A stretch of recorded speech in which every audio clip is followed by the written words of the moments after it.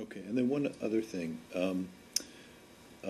She was explicit in telling the senators that the administration thinks it would be helpful if they held off on additional sanctions over the next less than 2 weeks now.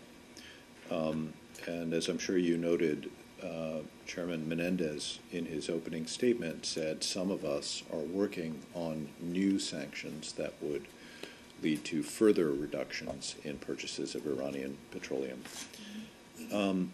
And the administration is now being criticized by a number of Republicans for suggesting a slowdown in movement towards new sanctions, including Chairman Royce, Senator Kirk.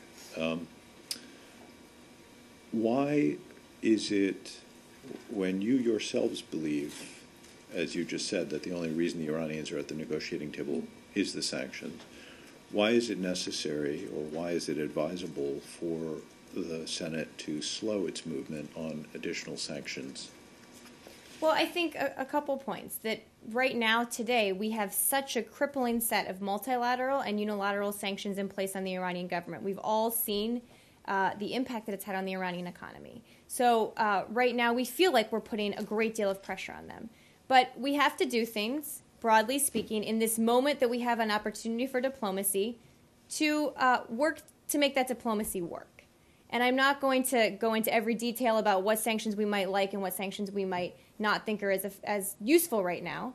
But in general, we need to create a climate where diplomacy has the opportunity to work, has the best chance of working. Because let's all be clear about how difficult this is. This is not an easy process. It's very complicated. So we need to set the conditions, we need to set the stage, we need to do everything we can to give us the best chance to succeed diplomatically, because that's everyone's goal, that we resolve this crisis diplomatically. And so we have to give ourselves a chance to do that. But if sanctions brought them to the table, why wouldn't more sanctions make them even more eager to rein in their nuclear program and thereby get relief from the sanctions? Well, we'll keep talking to Congress about when and if and what those new sanctions might look like. We're having those discussions right now. I don't think anyone has ruled out supporting the additional sanctions. I think that the Undersecretary was making a comment about the situation we see today and the climate we need to have going into Geneva. And is it